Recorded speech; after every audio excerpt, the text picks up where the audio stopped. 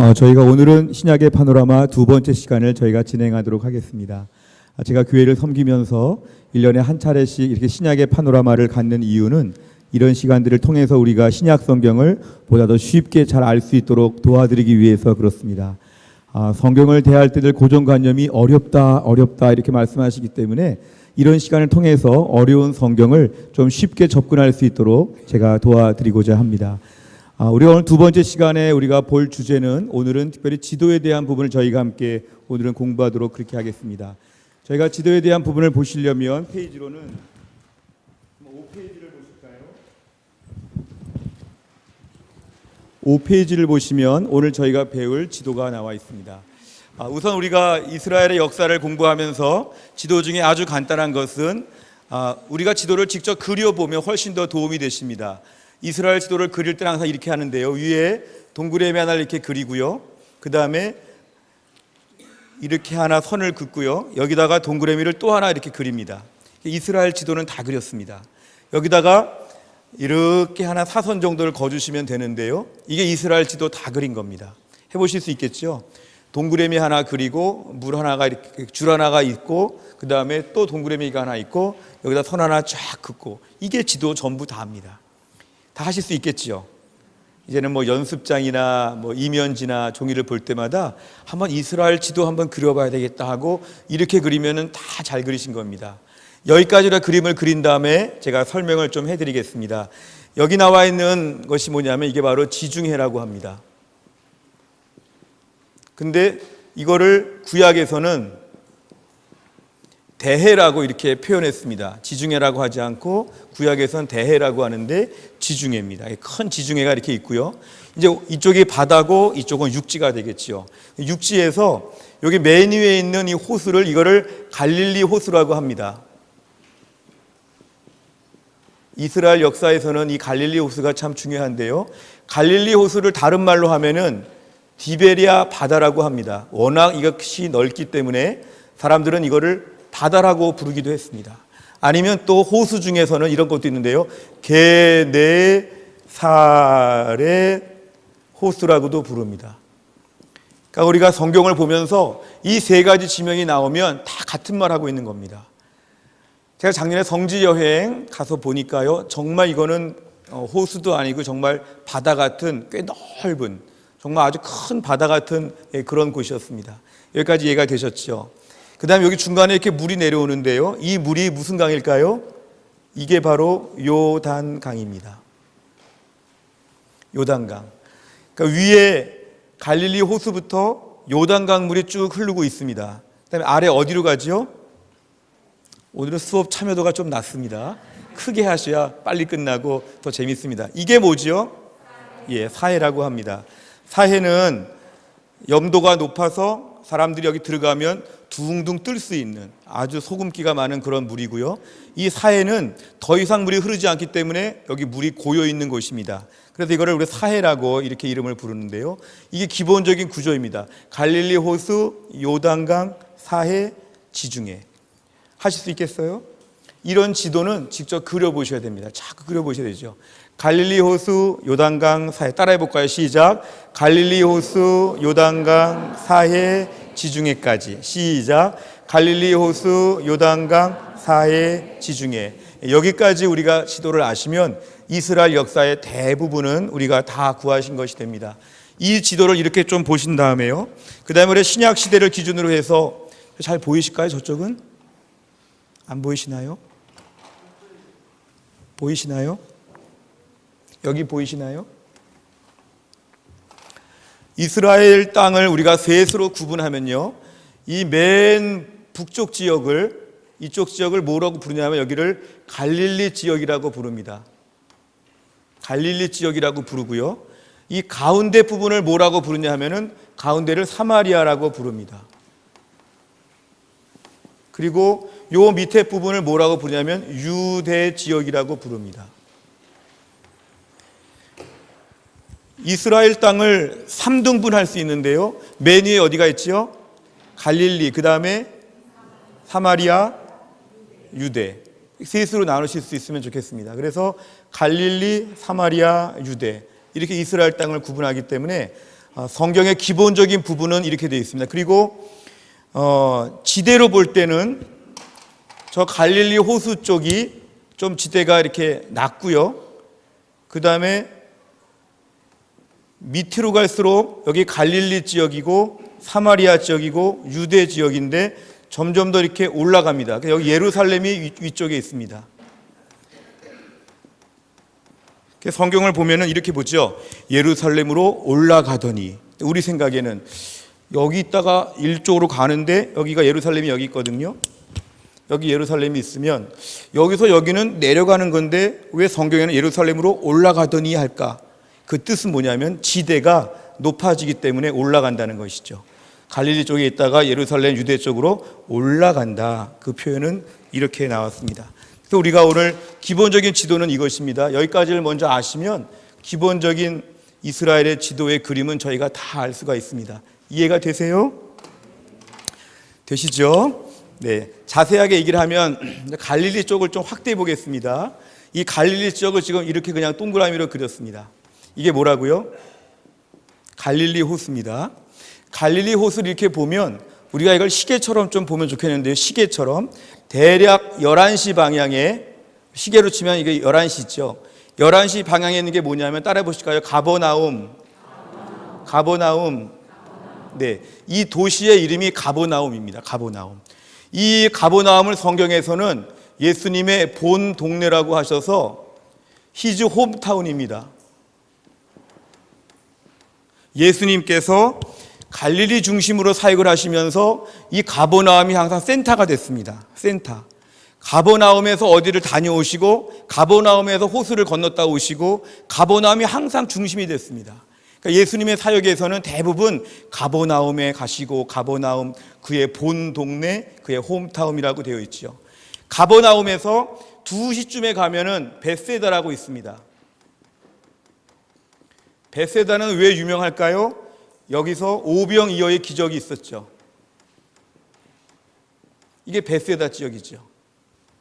벳세다는 2시 방향, 11시 방향은 가버나움.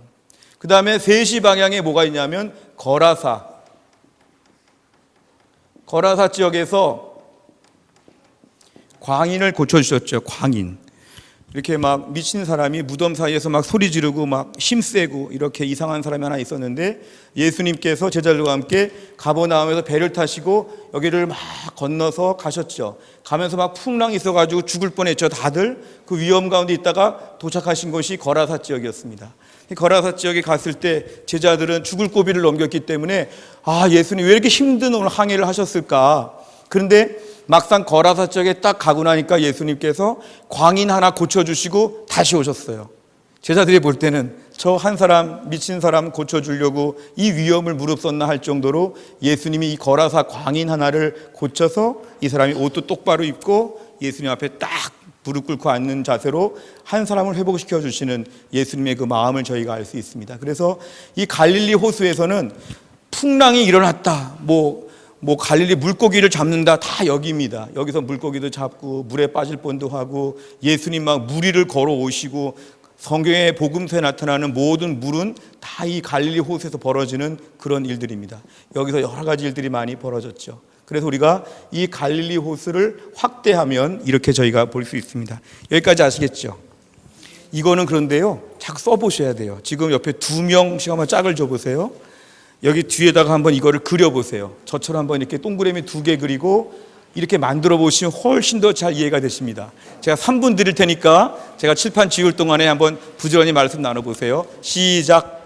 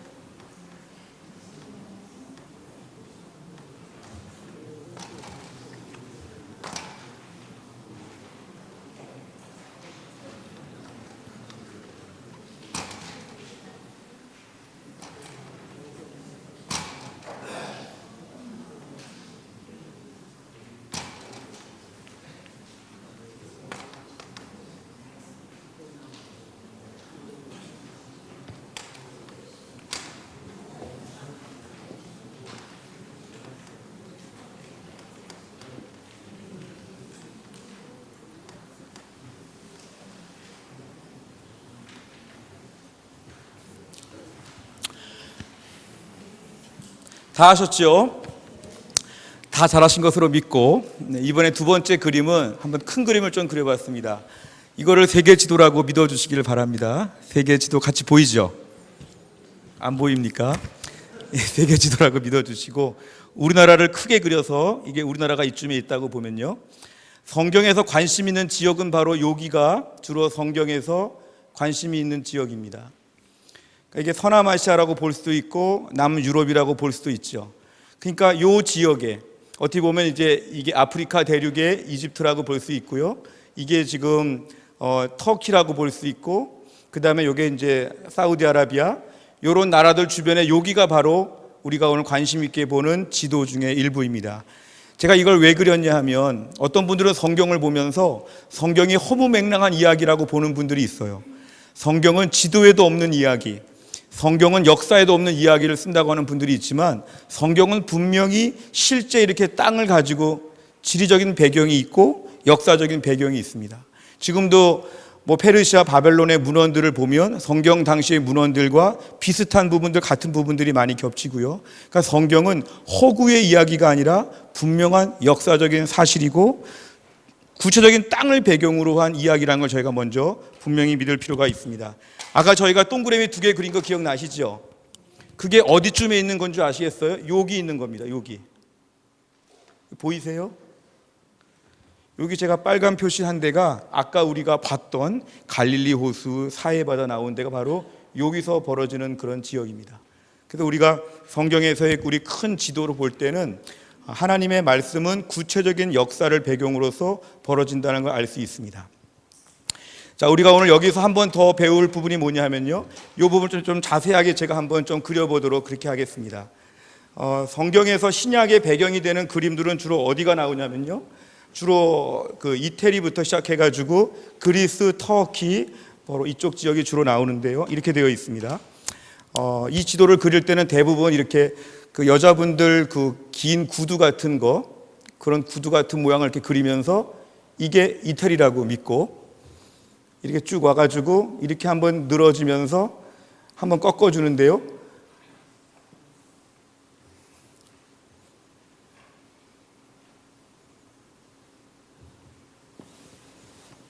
이렇게 되면 이제 이게 지중해가 되겠죠. 여기가 아까 제가 말씀드린 갈릴리와 사해바다가 이렇게 있습니다.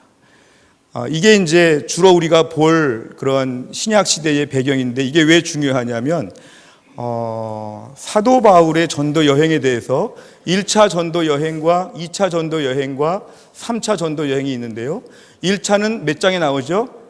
13, 14, 15. 2차는 16, 17, 18. 3차는 19, 20, 21. 이게 지금 사도행전의 장수를 얘기합니다. 그러니까 사도행전을 보다가 13장쯤 나오면 지금 사도 바울이 1차 전도 여행을 가겠구나, 이렇게 우리가 알 수 있는 거죠. 16장부터 18장까지는 사도 바울이 2차 전도 여행을 간다. 19장 21절은 3차 전도 여행을 간다, 이렇게 볼 수 있습니다. 여기에 보시면은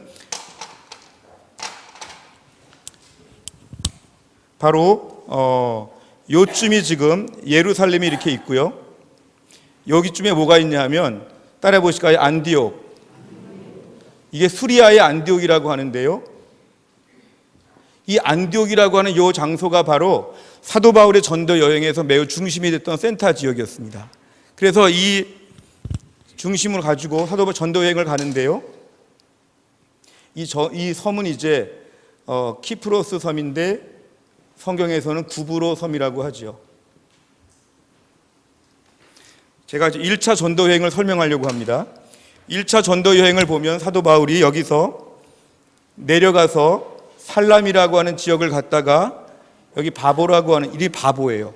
바보라고 하는 지역을 갔다가 이렇게 갔다가 이렇게 돌아오는 게 사도 바울의 1차 전도 여행입니다. 1차 전도 여행. 쭉 가가지고 여기가 더베라는 곳으로 가죠. 그 다음에 여기서 두 번째가 뭐냐면은 이게 비시디아의 안디옥이 두 개가 있기 때문에 여기는 수리아의 안디옥이라고 하고 여기는 비시디아 안디옥이라고 합니다. 여기는 루스드라, 여기는 이고니온. 이런 지역을 사도 바울이 다녀오는 것을 사도 바울의 1차 전도 여행이라고 저희가 얘기를 합니다. 그래서 아까 더베 제가 잘못 말씀드렸는데 더베는 끝이 마지막에 더베였고요. 여기는 버가라고 하는 곳입니다. 버가. 그래서 제가 이걸 공부할 때 어떻게 외웠냐 하면은 그 1차 전도 여행은 영어의 C자와 같은 길이다.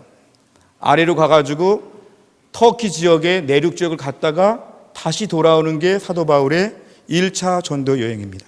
1차 전도 여행에서 기억할 건 뭘까요? 1차 전도 여행은 이 C 스타일이다. C형. 여기서 이렇게 갔다가 살라미, 바보 거쳤다가 더베, 비시디아 안디옥, 루스드라, 이고니온, 더베까지 갔다가 다시 돌아오는 거. 이 버가였죠. 버가부터. 이게 바로 사도 바울의 1차 전도 여행입니다. 여기까지 아시겠죠? 한번 이걸 좀 그려보실까요? 각자. 자, 여기 6페이지를 보세요. 6페이지. 6페이지를 보시고 한번 옆에 계신 분들과 나눠보시죠. 6페이지에 맨 첫 번째 나온 1차 전도 여행은 바로 이 그림을 얘기하고 있습니다. 한번 잠깐 좀 나눠보시겠어요? 두 분씩.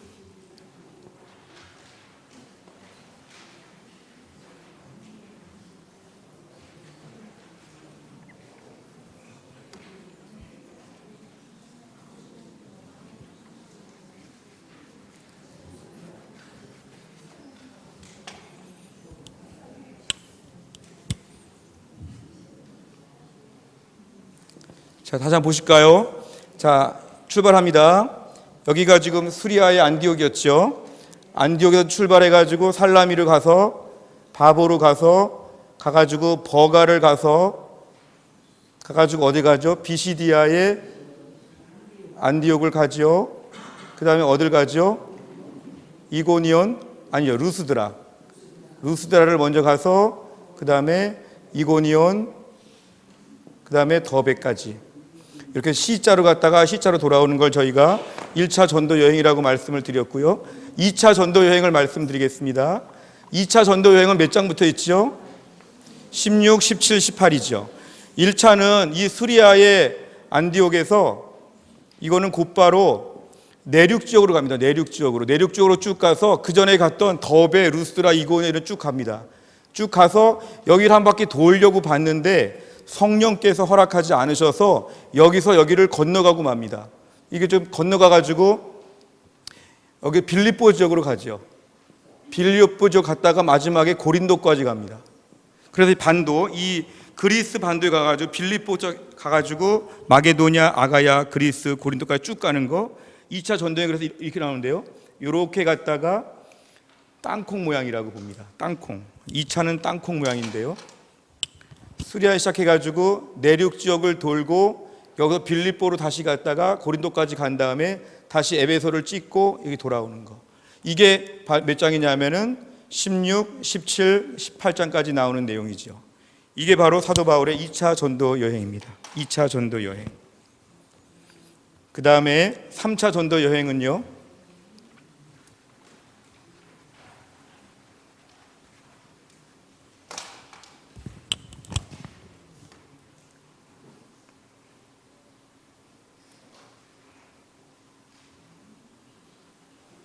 삼차 전도 여행은 이 시리아의 안디옥에서부터 처음에 여기가 에베소가 있는데요. 에베소를 먼저 갔다가 여기서만 자그마치 2년 넘게 계속 사역하다가 한번 나중에 돌아보고 다시 돌아옵니다. 그래서 에베소 모양은 국자 모양이라고 합니다. 그냥 무조건 에베소만 쫙 갔다가 여기서 오랫동안 사역했다가 옛날 선교한 데 한번 돌아갔다가 다시 돌아오는 거. 그래서 에베소 이 3차 전도 여행은 저희가 국자라고 합니다. 밑에 보시면 6페이지 아래를 보세요. 에베소를 갔다가 그 에베소에 머물면서 2년 이상 머물다가 아가야 그리스 지역을 쭉 갔다 오는 것을 우리가 3차 전도 여행이라고 합니다. 그래서 성경의 기본적인 저희가 지도는 여기까지 아시면 저희가 지도를 많이 아실 수 있습니다. 이제 우리가 해야 될 것은 뭐냐 하면요. 7페이지를 볼까요? 7페이지를 보면 이제 우리가 사도행전에 대한 역사가 모두 3번의 그림으로 나와 있는데 이 사도행전 그림을 좀 연구할 필요가 있습니다. 사도행전 하나가 신약에서 무슨 책이라고 했죠? 이게 역사서라고 했습니다. 그러니까 우리가 신약의 역사를 보려면 사도행전 하나만 잘 공부하면 저희가 역사를 다 마스터할 수 있기 때문에 저희가 오늘은 이 시간에는 사도행전만 보겠습니다. 근데 이거는 이제 제가 신학대학원 시험 볼 때 문제가 이렇게 나왔습니다. 사도행전 3장에 무슨 내용이 있는가 쓰시오. 예레미야 예레미야 2장에 뭐가 나오는지 쓰시오. 이런 게 많아서 이런 책들로 성경 전체가 그림으로 그려진 책이 있어서 저 그림을 제가 봤는데요. 그림 화면에도 나와 있긴 한데 책에도 나와 있습니다. 자, 보시면 1, 2, 3, 4, 5, 6, 7, 8, 9, 0.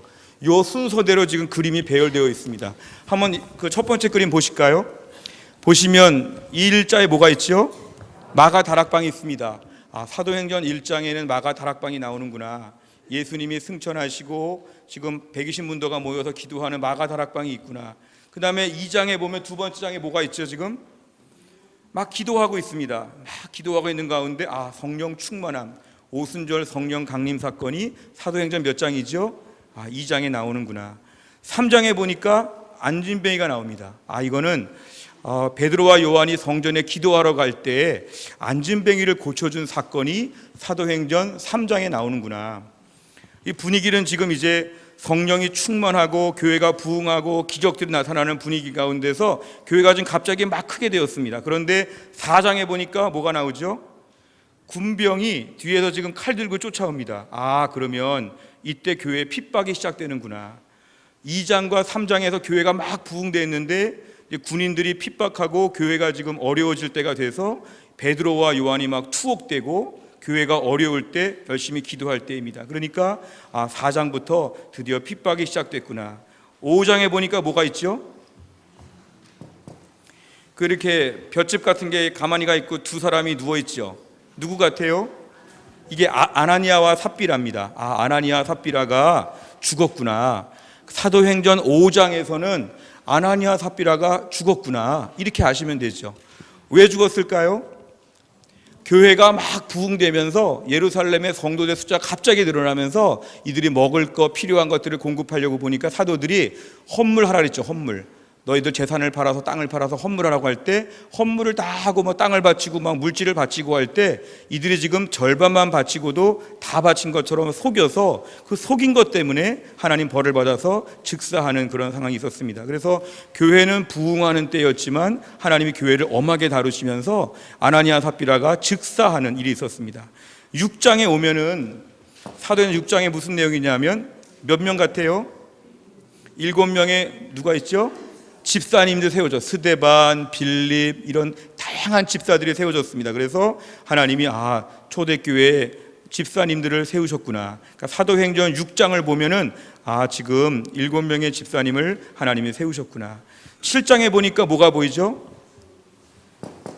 돌멩이가 보이죠. 돌멩이. 이 돌멩이는 무슨 돌멩이냐면 스데반을 죽인 돌멩이에요. 그러니까 우리가 사도행전 7장 그럼 뭐가 떠올라야 되죠? 돌멩이가 떠오르면서 이 돌멩이를 맞고 누가 죽었다? 스데반이 죽었구나. 스데반이 죽었구나. 그러니까 지금 핍박이 점점 가속화가 되고 있죠. 그런데 8장에 보니까 좀 인상이 안 좋은 사람이 있는데 이 사람이 사도 바울이죠. 사도 바울이 스데반 죽을 때 옆에서 옷을 지켰던 자였는데 사도 바울은 지금 교회를 박해할 수 있는 모든 권리를 가지고 막 여러 성을 다니는 가운데 있죠. 그래서 막 다메섹 도상에도 가고 막 이랬죠. 그래서 8장에 보면 사도 바울이 지금 교회를 핍박하고 다니는 때 9장에 보니까 뭐가 있죠? 이건 좀 유치하게 보이지만 선글라스 같은 게 있는데요. 사도 바울이 예수님 만나고 나서 눈이 멀었죠. 그러니까 아나니아가 다메섹 도상에서 그 눈을 보여주기 뜨게 할 때, 그러니까 눈을 뜨는 사건, 사도 바울이 안 보이던 눈을 뜨게 된 사건이죠.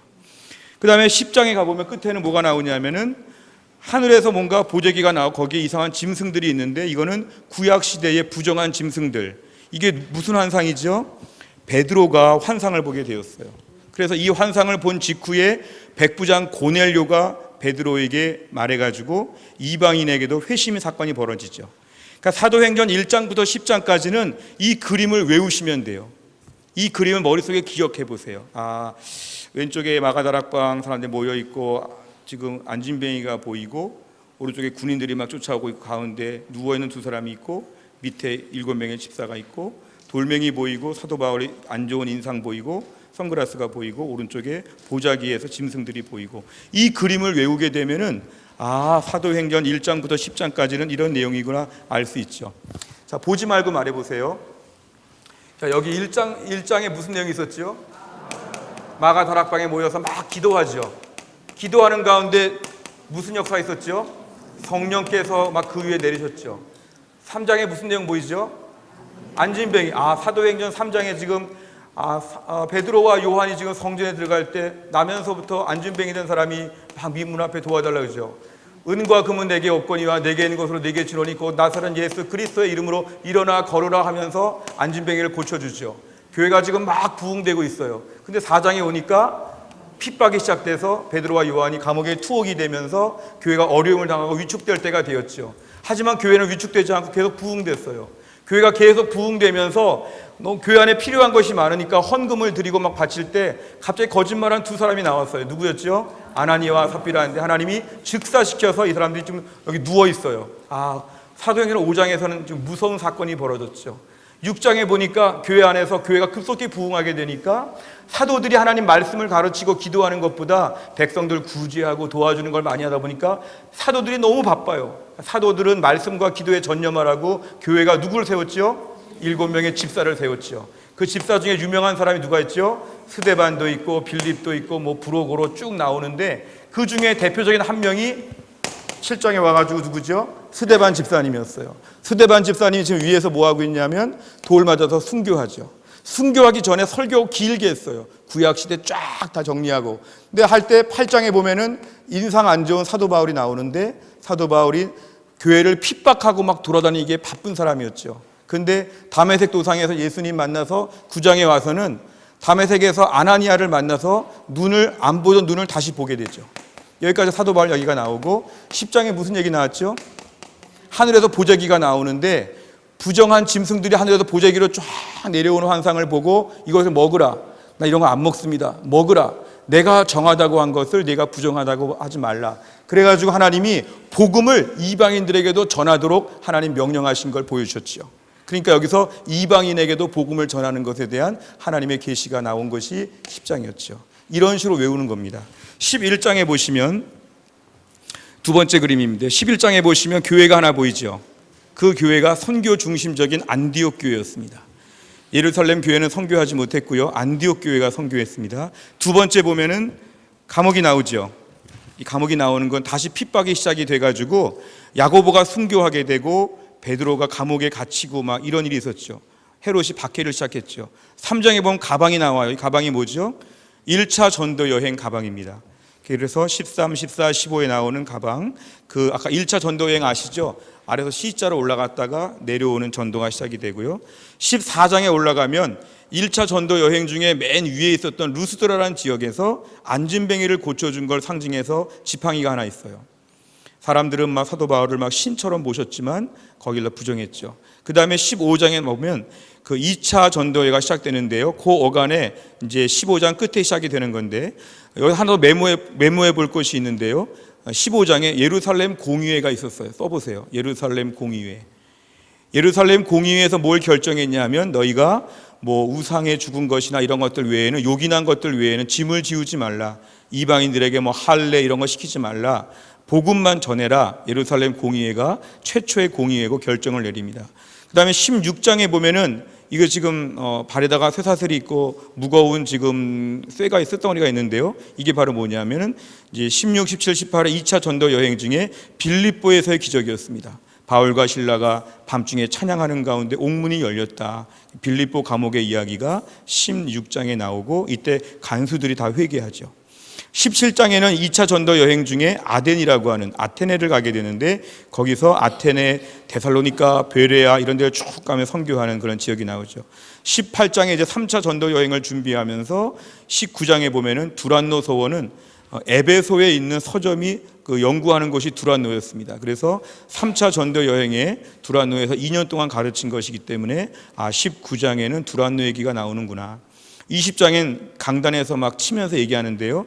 사도 바울이 3차 전도 여행까지 마치고 이제 예루살렘에 죽으러 가는데 그 예루살렘 가기 전에 다 에베소 장로들을 모아놓고 설교하죠. 너희가 믿음으로 살고, 이때 나오는 게 뭐냐면 피로 값주고 사신 교회를 맡기셨다는 말이 여기 나옵니다.